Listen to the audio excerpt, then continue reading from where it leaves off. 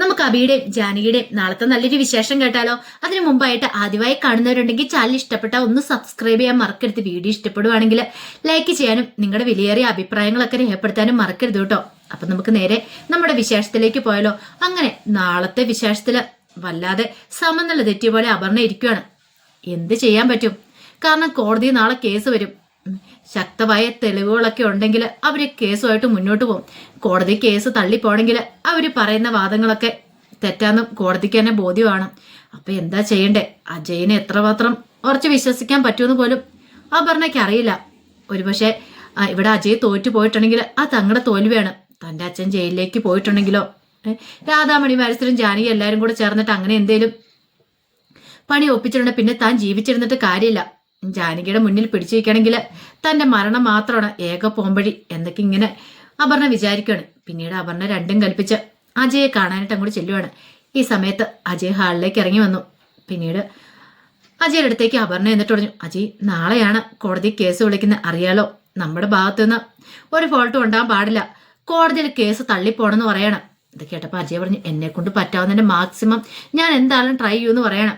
Try ചെയ്തിട്ട് കാര്യമില്ല അജയ്, നിനക്കറിയാലോ ഈ കേസ് നമ്മൾ തോറ്റു പോയിട്ടാണെങ്കിൽ പിന്നെ പറഞ്ഞിട്ട് കാര്യമില്ല. എൻ്റെ അച്ഛൻ ജയിലിലേക്ക് പോയിട്ടുണ്ടെങ്കിൽ എനിക്കത് സഹിക്കാൻ പറ്റുന്നില്ല, അപ്പുറമായിരിക്കും എന്ന് പറയണം. അത് കേട്ട് കഴിഞ്ഞപ്പോൾ അജയ് പറഞ്ഞു, അങ്ങനെയൊന്നും സംഭവിക്കില്ല എന്ന് പറയണം. പക്ഷെ ഒരു കാര്യമുണ്ട്, അവരുടെ ഭാഗത്ത് ശക്തമായ സാക്ഷികളുണ്ടെങ്കിൽ നമുക്ക് പിടിച്ചിരിക്കാൻ പറ്റില്ല എന്ന് പറയണം. അപർണ പറഞ്ഞു, വിലക്കെടുക്കാൻ പറ്റുന്ന സാക്ഷികളെയാണ് വിലക്കെടുക്കണം. അത് മാത്രമല്ല ഒരു കാര്യമുണ്ടെന്ന് പറയണം. നാളെ കോടതിയിൽ അജയുടെ പെർഫോമൻസ് പോലെ ഇരിക്കും കാര്യങ്ങൾ. അജയ് പറയുന്ന എത്രയോ വേണേലും അജയ്ക്ക് എത്രയോ വേണമെന്ന് പറഞ്ഞാൽ മാത്രം മതി. അജയ് നിശ്ചയിക്കും തുകയായിരിക്കും തരാൻ പോകുന്നത്. ആ ഹണി റോസിന്റെ പിടിയിൽ നിന്നും അജയ്ക്ക് രക്ഷപ്പെടണ്ടേ? അങ്ങനെ രക്ഷപ്പെടണമെങ്കിൽ അജയ്ക്ക് പൈസ വേണ്ടേന്ന് ചോദിക്കുവാണ്. ഇത് കേട്ട് കഴിഞ്ഞപ്പോഴത്തേനും അജയ് പറഞ്ഞു, അതൊക്കെ വേണം, പക്ഷേങ്കിൽ കേസ് ജയിക്കണ്ടെന്ന് ചോദിക്കാം. അതെ, കേസ് തള്ളിപ്പോവാണെങ്കിൽ അജയ് പറയുന്ന പൈസ ആയിരിക്കും നാളെ അജയ്ക്ക് കിട്ടാൻ പോകുന്നത്. അജയ് സ്വപ്നത്തിൽ പോലും പ്രതീക്ഷിക്കുന്ന കാര്യം ആയിരിക്കില്ല എന്ന് പറയണം. ഇത് കേട്ടോണ്ടാണ് അമല അങ്ങോട്ടേക്ക് വരുന്നേ. അമല വന്നിട്ട് അപർണയോട് ചോദിച്ചു, അല്ല അജയേട്ടന്റെ കടം എത്രയാന്ന് നിനക്കറിയാവുന്ന ചോദിക്കണം. ഇത് കേട്ടുകഴിഞ്ഞപ്പോ അപർണ പറഞ്ഞു, അതെ നീ ഇതിനകത്ത് തലയിടേണ്ട കാര്യമില്ല അമലേന്ന് പറയണം. പിന്നെ തലയിടാതെ ഈ കുടുംബത്തിൽ നടക്കുന്ന കാര്യങ്ങളല്ലേ ഞാൻ കേട്ടോണ്ട് വന്നോണ്ട് പറയാം. കോടിക്കണക്കിന് രൂപയാ നിന്റെ അച്ഛൻ തമ്പി അത് കൊടുക്കുമായിരിക്കുമോ? അല്ല ഇത്ര ഒരു നിസ്സാര കാര്യത്തിന് വേണ്ടിയിട്ട് നിന്റെ അച്ഛൻ ഇത്രയും പൈസയൊക്കെ മുടക്കുമെന്ന് ചോദിക്കാം. ഇത് കേട്ടപ്പോ അപർണ പറഞ്ഞു, നിനക്കാ നിസ്സാര കാര്യം, പക്ഷെ എന്നെ സംബന്ധിച്ച് അങ്ങനെയല്ല. എൻ്റെ അച്ഛന് തോൽവി സംഭവിച്ചിട്ടുണ്ടെങ്കിൽ പിന്നെ എനിക്ക് സഹിക്കാൻ പറ്റില്ല. എൻ്റെ അച്ഛന് ജയത്തിന് വേണ്ടിയിട്ട് എല്ലാം വിറ്റ് പെറുക്കി കൊടുക്കാനും എനിക്ക് സമ്മതമാണെന്ന് പറയണേ. അത് കേട്ടപ്പോൾ അമല് പറഞ്ഞു, അതങ്ങനെ നടക്കില്ല മോളെ എന്ന് പറയണേ. നീ എല്ലാം വിറ്റ് പെറുക്കി കൊടുക്കാന്ന് പറഞ്ഞാലും കാര്യമില്ല, കാരണം നിനക്ക് ജയിക്കാൻ പറ്റില്ല. നിനക്ക് നിന്റെ കാലൻ അച്ഛനുണ്ടല്ലോ ആ തമ്പി, ഇത്രയും ക്രൂരതകളൊക്കെ ചെയ്തിട്ട് അയാൾ ഒന്നും പഠിച്ചിട്ടില്ല. വീണ്ടും വീണ്ടും ക്രൂരതകൾ ചെയ്ത് കൂട്ടിക്കൊണ്ടിരിക്കുക. ഒരിക്കലും രക്ഷപ്പെടാൻ പറ്റില്ല മോളെ. ഇനിയിപ്പൊ രക്ഷപ്പെട്ട് വന്നാലും അതിനേക്കാളും വലിയ കുരുക്കായിരിക്കും നിന്നെ കാത്തിരിക്കണമെന്ന് പറയണം. അത് കേട്ട് കഴിഞ്ഞപ്പത്തിന് അപർണ പറഞ്ഞു, നീ ആ കാര്യത്തിൽ തലയിണ്ട, എനിക്ക് എന്ത് ചെയ്യണമെന്ന് അറിയാന്ന് പറയണം. പിന്നീട് അജയ എടുത്ത് നിന്നിട്ട് അമല് പറഞ്ഞു, എന്തിനാ അജയേട്ടാ നാളെ തോൽക്കാൻ വേണ്ടി കോടതിയിലേക്ക് പോകേണ്ട കാര്യമില്ല. അങ്ങേ തലയ്ക്ക് നിരഞ്ജനടുത്തിയാന്ന് അറിയാലോ. നിരഞ്ജനടുത്തി വാദിക്കാൻ നിന്നിട്ടുണ്ട്. അജയേട്ടന് അതിന് മുന്നിൽ പിടിച്ചിരിക്കാൻ പറ്റില്ല. അജയേട്ടന് ഉറപ്പായിട്ട് ഈ കേസ് തോറ്റു പോകത്തുള്ളൂ. ഇങ്ങനത്തെ കേസ് ഏറ്റെടുക്കുന്നതിന് മുമ്പ് ജാനിയടത്തിലെങ്കിലും ഒരു വാക്കൊന്ന് ചോദിക്കാൻ മേലായിരുന്നു. വെറുതെ നാണം കെടാൻ പോകുന്നതിന്റെ കാശുണ്ടോ? ഭാര്യയും ഭർത്താവും തമ്മിൽ കേസ് വാദിക്കുന്ന സമയത്ത് ഭർത്താവ് തോറ്റു പോന്നു. മീഡിയക്കാരൊക്കെ നന്നായിട്ട് അത് ആഘോഷിക്കുകയും ചെയ്യും. പിന്നെ അജയേട്ടനൊരു നല്ല കേസ് പോലും കിട്ടത്തില്ല എന്നൊക്കെ പറയണം. ഇത് കേട്ടിഞ്ഞപ്പോ അജയ് പറഞ്ഞു, എന്റെ കാര്യം നോക്കാൻ എനിക്കറിയാം, നീ കൂടുതൽ പറയണ്ടെന്നൊക്കെ അജയ് പറയണം. പിന്നീട് അജയ് അങ്ങോട്ട് പോയി കഴിഞ്ഞപ്പോഴത്തേനും അപർണ അമലിനോട് പറഞ്ഞു, നിനക്ക് നാണമുണ്ട് അമലെ? അല്ലെങ്കിൽ നീ നിന്റെ ഏട്ടത്തിയമ്മയുടെ പുറകെ ഇങ്ങനെ വാരെ പിടിച്ച് നടക്കത്തുള്ളല്ലേ അല്ലേന്നൊക്കെ ചോദിക്കുകയാണ്. ഇത് കേട്ടപ്പോ അമല് പറഞ്ഞു, എന്താ കുഴപ്പമിരിക്കണേ? സത്യം എവിടെയാണോ ഞാൻ സത്യത്തിന്റെ പക്ഷത്താ നിൽക്കുന്നേ. എന്റെ ഏട്ടന്റെ ഏടത്തിയമ്മയുടെ ഭാഗത്താ ന്യായം എനിക്ക് തോന്നിയെന്ന് പറയാണ്. ഇത് കേട്ടുകഴിഞ്ഞപ്പോ അപർണ പറഞ്ഞു, അതല്ലല്ലോ അങ്ങനെയല്ലേ നീ പറയത്തുള്ളൂ. ഇത് കേട്ടുകഴിഞ്ഞപ്പത്തിന് അമല് പറഞ്ഞു, എനിക്ക് നിന്നോട് കൂടുതലൊന്നും പറയാനില്ല. എന്താണ് നിനക്ക് കിട്ടാൻ പോകുന്നൊരു ചെറിയ ദുരന്തമല്ല, വലിയ ദുരന്തമാണ്. അത് ഏറ്റുവാങ്ങാൻ തയ്യാറായിട്ട് നീ ഇരുന്നോന്നും പറഞ്ഞുകൊണ്ട് അമല അങ്ങോട്ടേക്ക് പോയി. അപർണയ്ക്കാണെങ്കിൽ വല്ലാത്ത ടെൻഷനായിപ്പോയി. എന്ത് ചെയ്യണമെന്ന് അറിയത്തില്ല. കാരണം ഈ തന്റെ അച്ഛനെങ്ങാനും കോടതി തോറ്റു പോയിട്ടുണ്ടെങ്കിൽ തനിക്ക് പിന്നെ ഈ വീട്ടിലേക്ക് കാലുകുത്താൻ പോലും പറ്റില്ല. എല്ലാരും കൂടെ തന്നെ ശരിയാക്കി വെക്കും. കളയൊക്കെ കൊല്ലുന്നതിനേക്കാളുപരി മുഖം ഉയർത്തിപ്പിടിച്ച് നടക്കാൻ പോലും പറ്റുമോ? അതൊക്കെ ഓർത്ത് കഴിഞ്ഞപ്പോഴത്തേനും അപർണയ്ക്ക് സമനില എത്തുന്ന പോലെ തോന്നി.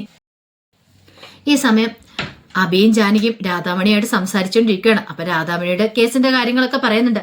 നാളെ കോടതിയിൽ കേസ് വരുമല്ലോ, അങ്ങനെ വന്നു കഴിഞ്ഞിട്ടുണ്ടെങ്കിൽ അതിനുശേഷം ഉണ്ടാകുന്ന കാര്യങ്ങളെ കുറിച്ചൊക്കെ സംസാരിച്ചുകൊണ്ടിരിക്കുന്ന സമയത്ത് രാധാമണി പറഞ്ഞു, എനിക്കറിയില്ല മോളെ എന്ത് ചെയ്യണമെന്ന്, എനിക്ക് ആകെപ്പാടെ വല്ലാത്തൊരു ബുദ്ധിമുട്ട് തോന്നുമെന്ന് പറയണം. ഇത് കേട്ട് കഴിഞ്ഞപ്പോ അഭി ചോദിച്ചു, അല്ല അമ്മ എന്തിനാ അതോർത്ത് വിഷമിക്കണമെന്ന് ചോദിക്കണം. ജാനകി പറഞ്ഞു, അമ്മ വിഷമിക്കേണ്ട കാര്യമൊന്നും ഇല്ലാന്ന് പറയണം. അമ്മ അനുഭവിച്ച അനുഭവങ്ങളൊക്കെ ഉണ്ടല്ലോ, ദുരനുഭവങ്ങളൊക്കെ കോടതി പറഞ്ഞാൽ മതി, അമ്മയ്ക്ക് സംഭവിച്ച ദുരന്തത്തെ കുറിച്ചൊക്കെ പറഞ്ഞാൽ മതി എന്ന് പറയണം. ഇത് കേട്ടുകഴിഞ്ഞപ്പത്തേനും രാധാമണി പറഞ്ഞു, എനിക്കറിയാം മോളെ, പക്ഷെ എനിക്ക് പറയുന്നതിനൊന്നും കുഴപ്പമില്ല, പക്ഷെ എനിക്ക് തമ്പിയെ കാണുന്ന പോലും പേടിയാന്ന് പറയണം. അതെന്തമ്മ അങ്ങനെ പറഞ്ഞെന്ന് ചോദിക്കാം. അവന് എന്തിനും പോകുന്ന ദുഷ്ടനാന്ന് പറയണ, കണ്ണിച്ചോര ഇല്ലാത്തവനാ, അവൻ അടുത്ത് വരുമ്പോ എനിക്കൊരു കാലൻ വരുന്നൊരു ഫീലാ തോന്നുന്നേന്ന് പറയണം. അത്രയ്ക്ക് ദുഷ്ടനാ അവന്, അവന്റെ മുഖം അങ്ങനെ ഇരിക്കുന്നു മാത്രമുള്ളെന്ന് പറയണം. അത് കേട്ട് കഴിഞ്ഞപ്പോഴത്തേനും അഭി പറഞ്ഞു, അമ്മ വിഷമിക്കേണ്ട കാര്യമൊന്നുമില്ല, ഞാൻ ഇവളൊക്കെ ജീവനോടെ ഉള്ളപ്പോൾ അമ്മയ്ക്ക് എന്തെങ്കിലും സംഭവിക്കുമെന്ന് അമ്മയ്ക്ക് തോന്നുന്നുണ്ടോന്ന് ചോദിക്കാം. അത് കേട്ട് കഴിഞ്ഞപ്പോഴത്തേനും രാധാമണി പറഞ്ഞു, എനിക്ക് അങ്ങനെ ഒരു പേടിയില്ല മോനെ, എനിക്ക് എന്ത് സംഭവിച്ചാലും കുഴപ്പമില്ല, പക്ഷെ എൻ്റെ മോനും മോൾക്കും ഒന്നും സംഭവിക്കണമെന്ന് മാത്രമേ എനിക്കുള്ളൂ. എൻ്റെ മോൾക്കൊക്കെ എന്തെങ്കിലും സംഭവിച്ചു പോയാൽ എനിക്ക് സഹിക്കാൻ പറ്റില്ല എന്ന് പറയണം. കാരണം ഒരു പക്ഷേ കോടതി കേസിന് മുന്നോട്ട് പോയിട്ടുണ്ടെങ്കിൽ അയാൾ കൊല്ലാൻ വരെ മടിക്കില്ല എന്ന് പറയണം. ഈ സമയത്ത് ജാനകി പറഞ്ഞു, അമ്മ വിഷമിക്കണ്ട, അയാൾക്ക് എന്തായാലും കോടതി ജയിക്കാനൊന്നും പറ്റത്തൊന്നും ഇല്ലാന്ന് പറയണം. ഈ സമയം രാധാമയോട് ഞാൻ അനുഭവിച്ച വേദനയും വിഷമങ്ങളും എനിക്കല്ലേ അറിയത്തുള്ളെന്ന് ചോദിക്കുകയാണ്. അയാളെപ്പോലൊരു ദുഷ്ടൻ അന്നെൻ്റെ ജീവിതം പിച്ച് ചീന്തി എറിഞ്ഞതിന് ശേഷം ഞാൻ അനുഭവിച്ച വേദന, അതിനുശേഷം എൻ്റെ അച്ഛനെ നഷ്ടപ്പെട്ടെ എല്ലാം എനിക്ക് ചിന്തിക്കാൻ പറ്റുന്നതിലും അപ്പുറമാണെന്ന് പറയണം. ജാനകി പറഞ്ഞു, അമ്മ എന്തിനാ അതൊന്നും ഓർത്ത് ടെൻഷൻ അടിക്കുന്നേ, ഒന്നും ഓർത്ത് ടെൻഷൻ അടിക്കണ്ട, അമ്മ അനുഭവിച്ച കാര്യങ്ങളൊക്കെ കോടതി പാത്രം പറഞ്ഞാൽ മതി എന്ന് പറയണം. ഉറപ്പായിട്ടും നമുക്ക് കോടതിയിലെ ജയിക്കാൻ പറ്റുമെന്ന് എനിക്ക് 100% വിശ്വാസമുണ്ട്, അമ്മയുടെ ആത്മധൈര്യം. ഈ സമയത്ത് അഭിയോജിച്ചു, അല്ല അമ്മ സംസാരിച്ചതിന് ശേഷം അമ്മ അയാളും തമ്മിൽ നേർക്ക് നേരെ കണ്ടിട്ടുണ്ടോ എന്ന് ചോദിക്കുകയാണ്. ഇത് കേട്ടുകഴിഞ്ഞപ്പോഴത്തേനും രാധാവിന് പറഞ്ഞു, ഇല്ല മോനെ എന്ന് പറയണം. അങ്ങനെയാണെങ്കിൽ അത് അയാൾക്ക് വലിയൊരു തിരിച്ചടിയായിരിക്കും കിട്ടാൻ പോകുന്നത്. അമ്മ സംസാരിക്കണം, അയാളുടെ മുഖത്ത് നോക്കി അമ്മ വർത്താനം പറയണം. കാരണം ഇത്രയും കാലം അമ്മ അനുഭവിച്ച വേദന എന്താണെന്ന് അയാൾ തിരിച്ചറിയണമെന്ന് പറയാണ്. അയാൾ ഇത്രയും കാലം നടന്നില്ലേ, അത് മാത്രമല്ല അയാൾ ചെയ്ത ക്രൂരത, സ്വന്തം മോളെ പോലും കൊല്ലാൻ നോക്കിയതാണ്. അപ്പൊ അയാളെ വെറുതെ വിടല്ലമ്മേ, അമ്മയുടെ മനസ്സിൽ അതാ മാത്രമായിരിക്കും ഉണ്ടായിരിക്കേണ്ടത് എന്നൊക്കെ പറഞ്ഞുകൊണ്ട് ഒരാത്മബലം കൊടുക്കുന്നുണ്ട് രാധാമണിക്ക് പേടിയുണ്ടായിരുന്നു, അതുകൊണ്ടാണ് അങ്ങനെയൊക്കെ പറയുന്നത് തന്നെ. പിന്നീട് രാധാമണിയുടെ മനസ്സിനെ ഒന്ന് പാകമാക്കി എടുക്കുകയാണ് ജാനകി അഭിയും കൂടെ ചേർന്നിട്ട്. പിന്നീട് രാധാമണി അങ്ങോട്ട് പോയി കഴിഞ്ഞപ്പോഴത്തേനും അഭിയോട് ജാനകി പറഞ്ഞു, എനിക്ക് നല്ല ടെൻഷനുണ്ട് അമ്മയുടെ കാര്യത്തിൽ. അതെന്താ ജാനകി, അമ്മയ്ക്ക് നല്ല വിഷമമുണ്ടെന്ന് തോന്നേ, ഒരു പക്ഷേങ്കിൽ ഇത്രയും കാലം അനുഭവിച്ച വേദന അമ്മയ്ക്കല്ല അറിയത്തുള്ളൂ, അമ്മയുടെ വേദന എന്താണെന്ന് അറിയാലോ അഭിയേട്ടന്. എനിക്ക് എന്തെങ്കിലും സംഭവിക്കുമെന്നുള്ള പേടിയാ, അമ്മയ്ക്ക് എന്ത് സംഭവിച്ചാലും അമ്മയ്ക്ക് കുഴപ്പമില്ല എന്ന് പറയണം. അത് കേട്ട് കഴിഞ്ഞപ്പത്തിന് അഭി പറഞ്ഞു, സാരമില്ല, അയാൾക്കൊന്നും ചെയ്യാൻ പറ്റില്ല എന്ന് പറയണം. അങ്ങനെ എന്തെങ്കിലും സംഭവിച്ചിട്ട് നമ്മൾ വെറുതെ ഇരിക്കുവോ?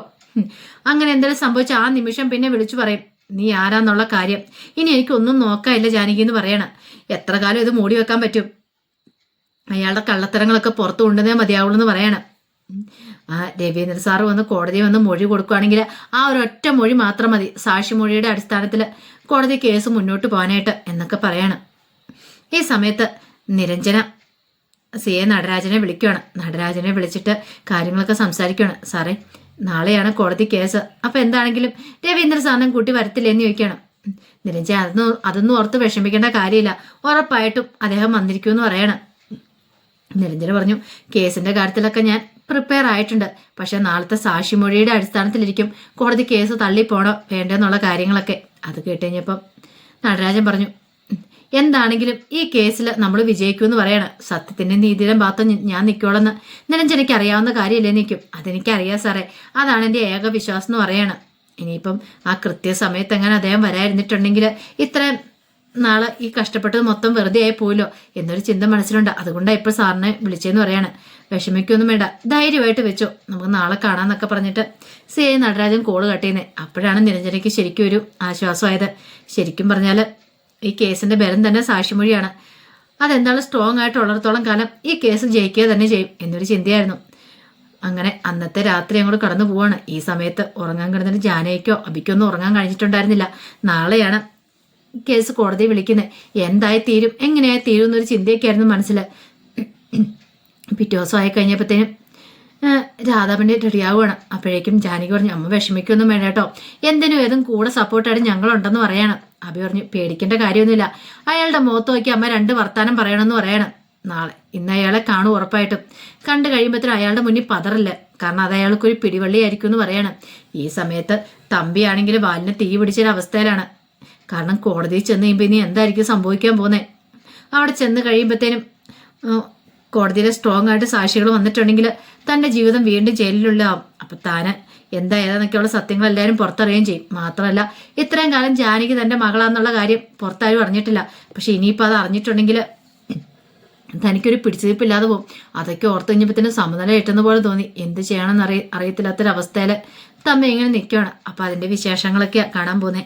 ആ വിശേഷങ്ങൾക്കായി നമുക്ക് എല്ലാവർക്കും കാത്തിരിക്കാം കേട്ടോ. ഒരിക്കൽ കൂടി എല്ലാവർക്കും ശുഭരാത്രി നേർന്നുകൊണ്ട് നിർത്തുന്നു. നന്ദി.